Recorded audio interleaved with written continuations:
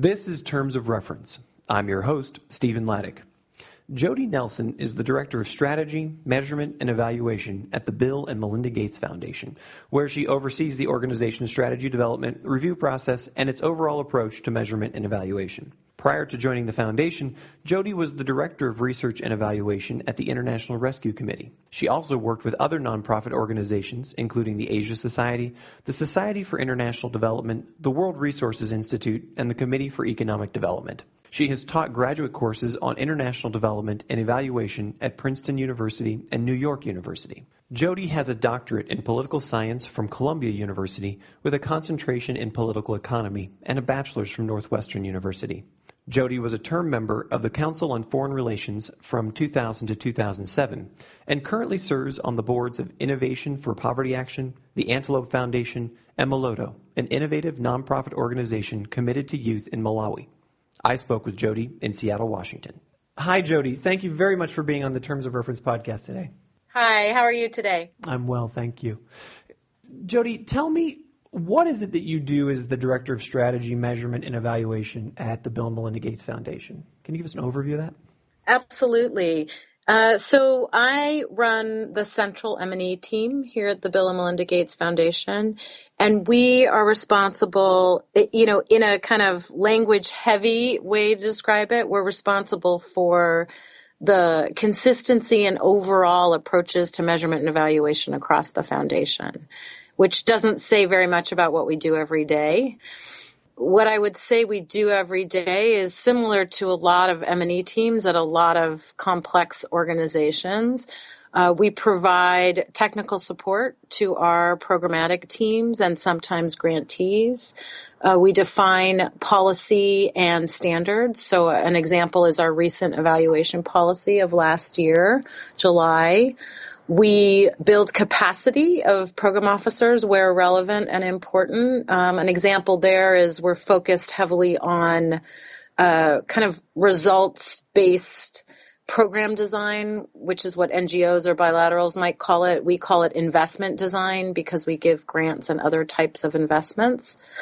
And then another thing that falls into our remit is working across the foundation to identify areas where kind of a cumulative evidence base and turning that into future-looking evaluations is something where we can leverage our resources and our technical folks to make a contribution across the org.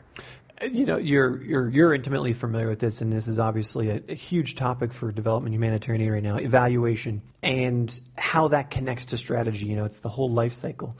Which is the more difficult conversation with your programmatic staff or even your partners, developing strategy or developing the evaluation framework and then reporting back? That's an interesting question. I think a few things. One, I think it depends what you mean by strategy. We define strategy here very differently from the way IRC defined strategy and when I was there. So kind of program and project strategy, sector strategy, country strategy, that's the language I was familiar with coming from an NGO. And there, if you don't define that, any evaluation is moot. Mm-hmm. And even having an evaluation conversation is you'll find evaluators who come into a situation where it's not clear what the organization is trying to do and how. And again, an evaluation conversation cannot happen until that's the case. So there I would say it's absolutely essential that program logic or program strategy or project strategy or country strategy, whatever the relevant unit is, comes before. And that's a hard conversation. It really depends how big the aspiration, what's the existing evidence base, what's the existing set of resources and competencies that an organization has to approach that work. All kinds of variables come into play. Here, we define strategy at a really macro level. How we want to eliminate malaria. And what's the strategy to do that? We want to increase agricultural productivity in sub-Saharan Africa and South Asia. What's the strategy to do that? And there, it's a much different dialogue. And evaluation fits in different ways and at different units of analysis. So looking at a portfolio of investments, for example, or looking within one huge investment, because Gates gives huge investments. And it's just a different kind of playing field for the strategy to evaluation conversation. So you've touched on the fact that it's very different between where you're at right now, where you were at IRC, and you've had a sort of a storied career in other NGOs, et cetera. How did you find your way into the performance side of helping those in need? How did you end up in this particular position? Yeah, I love that you call it a storied career, because I would have never called it that. Well, there's lots of stories, and it's a career. So yeah, that's true. That's true. So here's a story. So I think I kind of stumbled into it, to be honest with you. At an early age, kind of post-college, I figured out, I went to D.C., and was basically a glorified secretary, for lack of a better, I'm sure it was called other things, but truth be told, that's what it was. And I did a lot of internships like young people post-bac do, everything, like from research to coffee carrying at CSIS. Some things were great. I did this research project for somebody at Brookings that was fantastic. And some things just were terrible. Again, the coffee getting kind of, intern in disguise. Did a lot of that for 2 or 3 years and figured out that really got engaged as you can in DC, where there are so many openings for learning and there's all these policy dialogues going on and all kinds of things. And ended up with some, pretty interesting organizations. World Resources Institute is where I left. And what was the other place called? The Society for International Development is where I started. And so that was like 3 years of jumping jobs and trying to make money, interning for free, all kinds of stuff.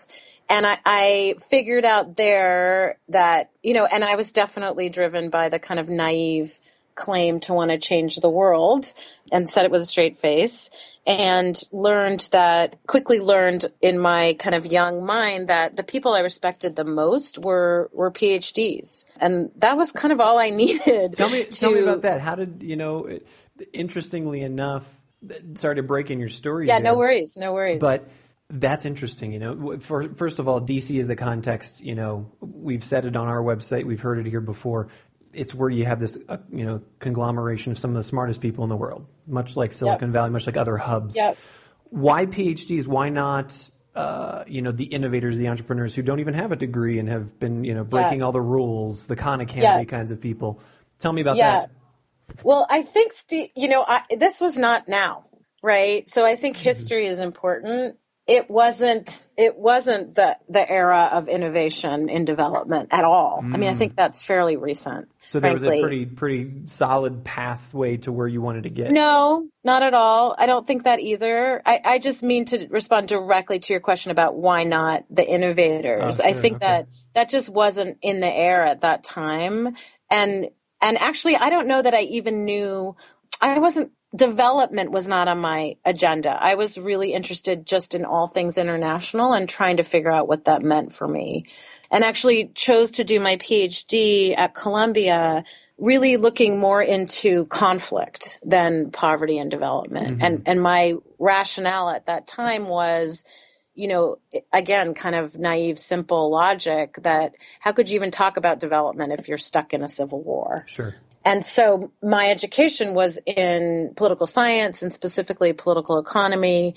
And my dissertation was focused on civil war.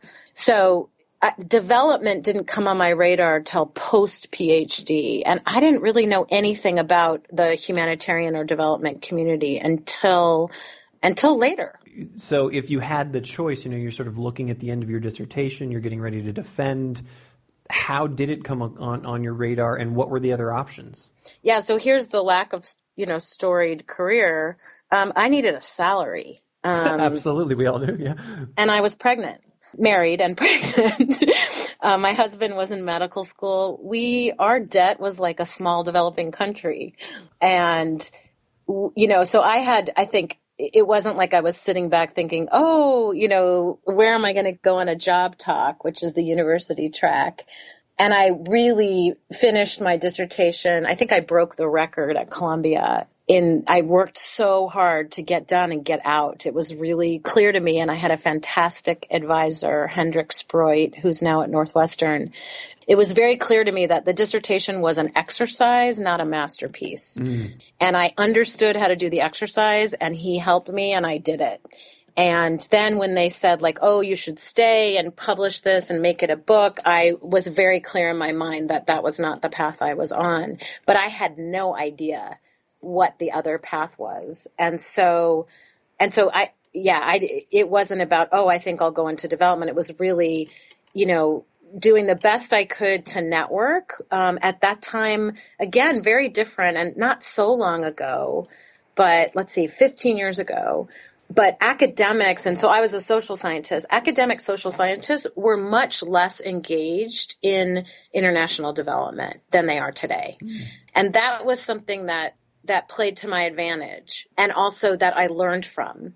So I was lucky enough to get on a trajectory where, a few years later when I ended up at IRC, I was lucky enough to have the opportunity and the support to learn from some of the more famous economists today who were just making known that actually you could do pretty sophisticated evaluation in developing country contexts and, pushing against the kind of conventional practice at the time, which was, fly in somebody from the West into a country for 18 days to tell IRC that actually they had no impact because I'm oversimplifying. Sure, of course. Because the evaluator had interviewed 20 people and looked at the administrative data and determined that there was no impact or that there was great impact, sure.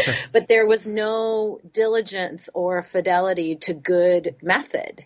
And so good inference, good research design, and the things that I think are more common now as understood to be related to good evaluation practice. Can you, again, just sort of a pause, can you give us an example of one of those economists that you found especially inspiring and why?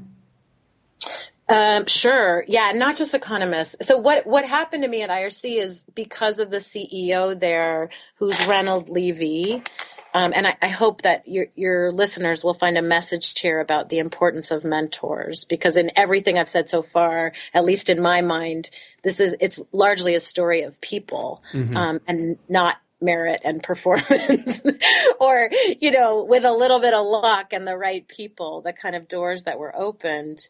Anyway, Reynolds was one of those people, and with his help, and I worked in fundraising at IRC, just to be clear. So my first job at IRC was as a fundraiser. Which, so I think it's not to make a really brash analogy, but, it's much like retail. You always start at the front desk, right? You always start at the cashier's desk and you work your way into management. But it's the same in development. You start in fundraising and you work your way into programs.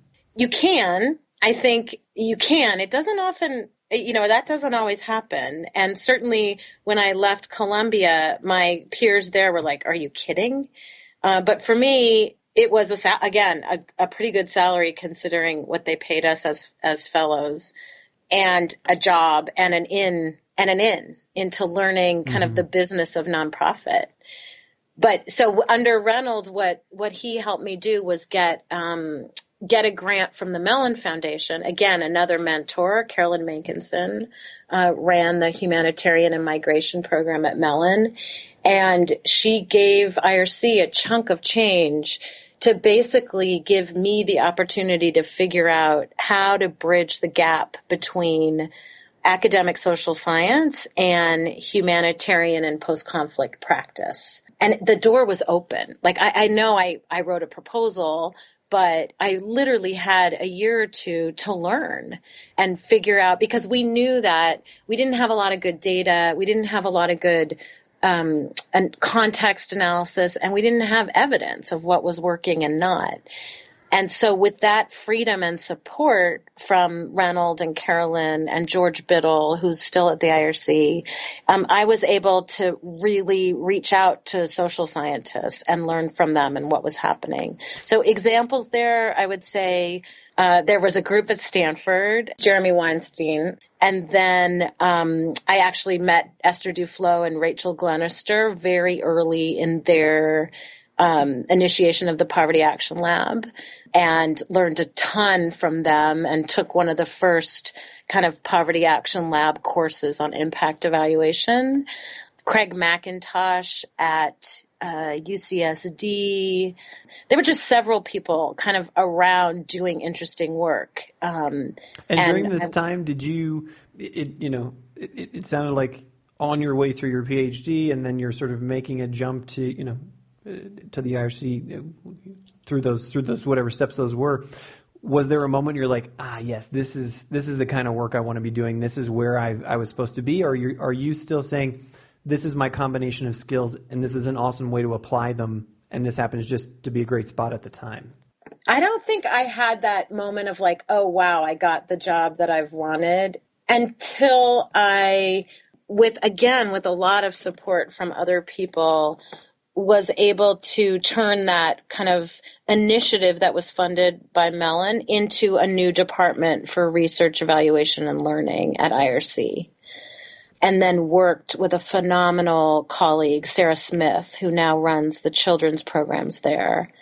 And that was when I remembered saying to my mom, oh my God, I'm actually in the job that is right for me. That's fantastic. But that was pretty late. Like, just to put in the details for people finishing their masters and stuff, that was like my 5th job. And, post bachelor's, then working, postmaster's, MPhil, PhD, then working, and hating my jobs, but knowing I had to make money. So it was not a dream trajectory. And not once did I feel like I knew where I was headed. I just kind of knew I didn't want to be in the position I was in, and that I had a lot to learn regardless from the people around me. Did you feel like during let's call it a decade of sort of tumultuousness in your career, were you always sort of, had one foot, out there or kind of searching for opportunity, or were you always committed to the gig that you had, and when that ended you started looking, or was it just a mishmash of sort of networking and just being a part of it? I think once I got to IRC, I was happy. I mean, I think that was a phenomenal opportunity for me. And at the time, this mentor of mine, Ronald Levy, he said to me, he also had a PhD but had not become a professor. And he said to me, the best thing you can do is put your PhD on a shelf, because these people have been working in crazy countries and trying to help people their whole lives while you've been in the university. So I felt like I owned that, and I really learned. And so I wasn't thinking about getting out of IRC at all. Even though I wasn't a fundraiser and new, I was really good at writing proposals. And because I knew about war and peace and poverty from my academic training, it was easy for me to tap into that knowledge base and write something that was compelling. That was going to be my question. Do you think your proposal writing savvy came from your ability to design research, your ability to put together indicators of measurement, those kinds of things? No, that's way too specific. Okay. It came from having to write for really critical audiences at a really tough academic program where they ripped apart everything you wrote. And so just that, it really has to do with that muscle of writing. It doesn't have to do with research design. Those proposals were, not technical proposals, but one of the proposals that I feel best about was writing the proposal that helped the IRC start its post-conflict development initiative, which was an effort that this wonderful female leader led, and she had worked for years in Rwanda and came back with a real sense of, kind of community development and the intersection between communities and governments and decentralization. And she was really, ahead in a lot of ways. And it's funny because things we're talking about today here at Gates, she was talking about way back. And so I worked with her and was able to put together a proposal to fund, it must have been multi-year funding of kind of core support, which is really hard to get, to fund this new, let's say, kind of center of excellence at IRC to build on her experience and her expertise. And that was largely because I had that knowledge base in war and peace and development, and because she was a great partner. And so those kinds of things. So it had nothing to do with indicators and kind of wonky things like that. That's a fantastic story. Tell me about, we've talked about the successes you've had. What about a time when you either failed spectacularly or came across a challenge that it seemed insurmountable?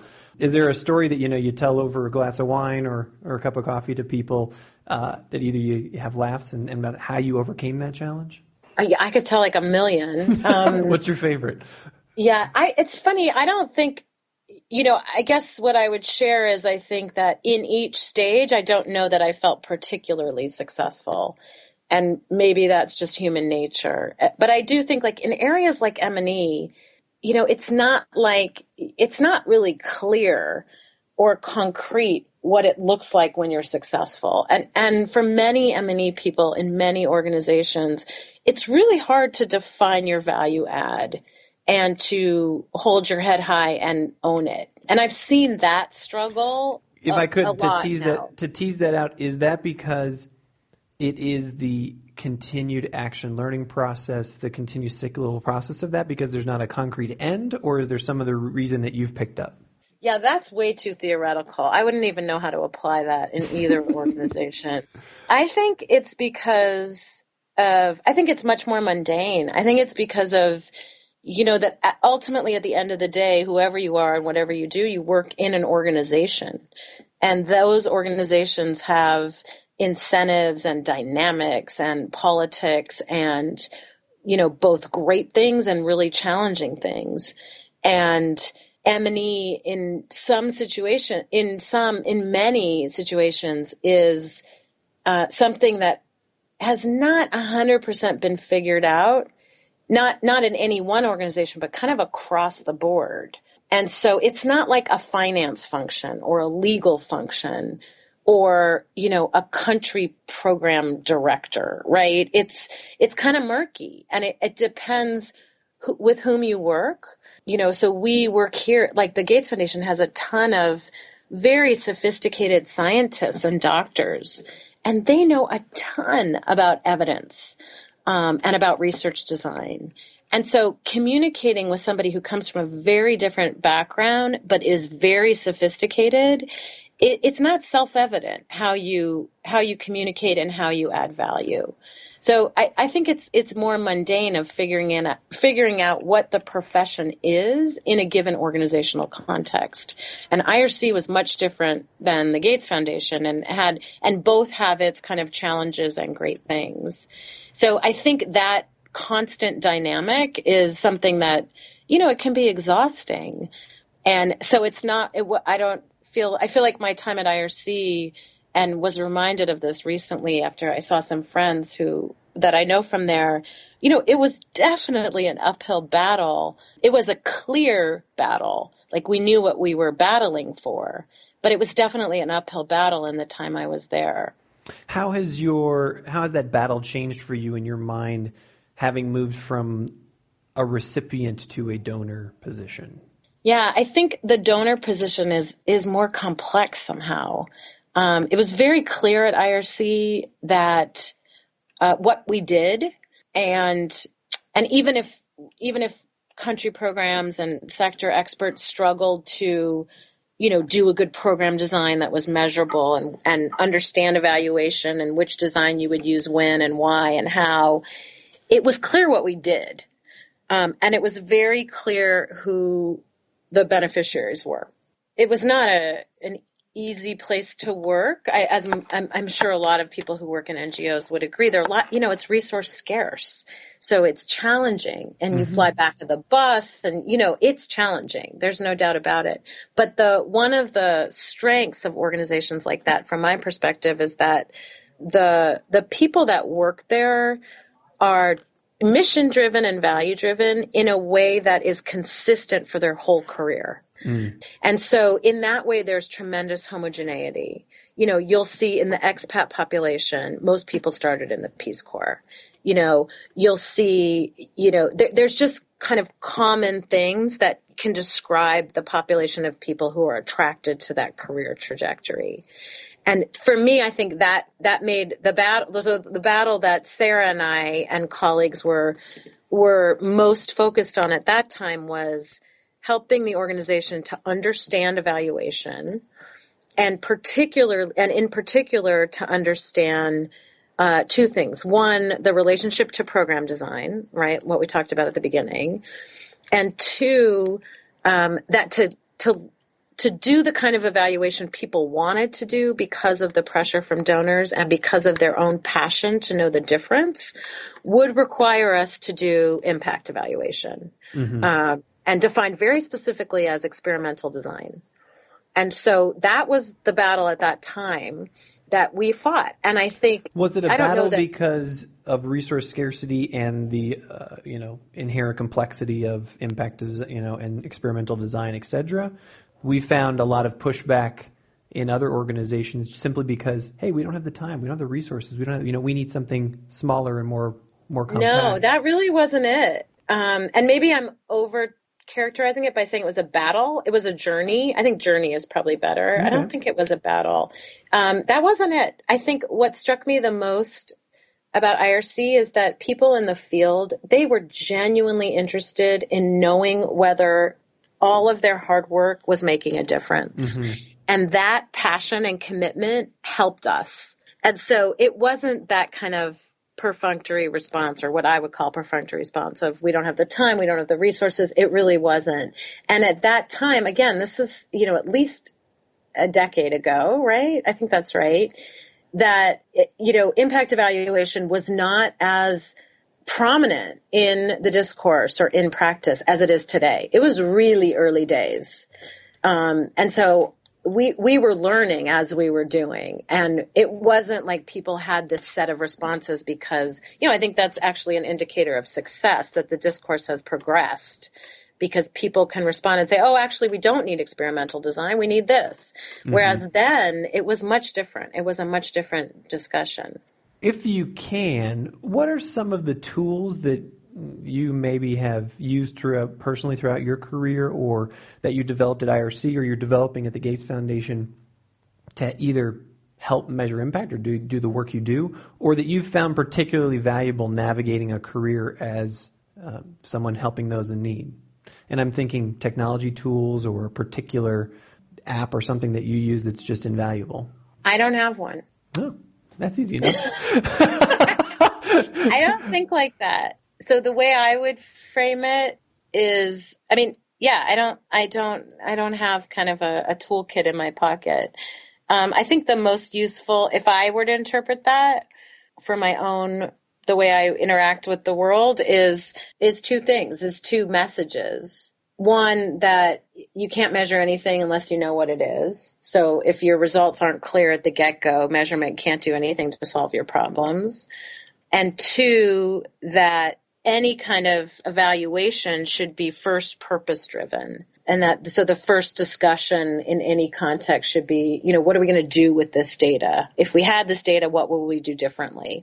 What kind of decisions are we going to make? Is this for accountability? Is it to report back to somebody? Is it to know what to scale or what to replicate? Is it to advocate to the Minister of Finance in Kenya that he should X, Y, or Z? And I think that use and purpose conversation is integral to designing an evaluation that is what we call fit to purpose. So those are the two things that I would answer your question with. I don't have I don't really get the tool thing. I think tools for me are much later, and tools to ease the burden of data collection analysis and speed up efficiency, minimize error, spread information and knowledge. I understand that. But in terms of my career, I just don't think like that. So are there those things that you just described, spread information, do analysis, those kinds of things? Are there tools that you favor? Are there devices that you favor or Yeah, I don't work in that space. Okay. Right. So we're not in the field doing the actual data collection. Right. So take me through what a typical day is for you. What would a day look like in your current position at the foundation? I'm a manager. I have a team. I do a lot of management. We work a lot to kind of be responsive to the program teams. So I spend time kind of building and nurturing my own relationships with program leaders and understanding their needs and their programs and collaborating. I try to write for me personally and kind of to stay part of the community and dialogue. I'm less good at actually getting things done. And, I guess it's kind of a typical leader/manager job. It's not very glamorous in that sense. But I think the foundation is really right to accentuate the importance of good management. And so we spend a lot of time both understanding kind of where we need to improve as managers and leaders and then working on those things. And so I've spent a lot of time in that area, more than I ever had the opportunity to do at IRC, and consider management a big part of my job. Does that mean that the majority of your time, the vast majority of your time is spent in Seattle, or are you also on the field? Yeah, in the field? No, I don't travel like I did at IRC at all. And no, I don't. I travel a little bit, but compared to the kinds of travel that IRC folks do, absolutely not. Last question for you. You've talked about mentorship a lot, and clearly that's something that you have, emphasized as important in building a career in this particular sector. What advice would you give otherwise to either young people, somebody coming out of a master's degree, or somebody who's interested in changing their career to being successful in the humanitarian aid and development space? So a few things. One, I would say get a job and don't worry about getting the perfect job. I've noticed that recently when I talk to people who are finishing masters or PhDs that there's so much pressure for them to know everything, or they put so much pressure on themselves to know everything, and to be so uber prepared. And I worry about that. That's so stressful. And I don't think it helps, actually. I think there's so much you learn on the job, and there's so much you can learn in a job that you may not want, but you need to get because you've got to be independent and make a salary and, do all those things that we all do. So my first would be, get a job that may not be perfect, but start your career, start learning, and get something valuable out of every experience, because that's what helps you kind of figure out how to apply the knowledge you've gotten in graduate school and contribute to the world, that you have to get in the world in the first place.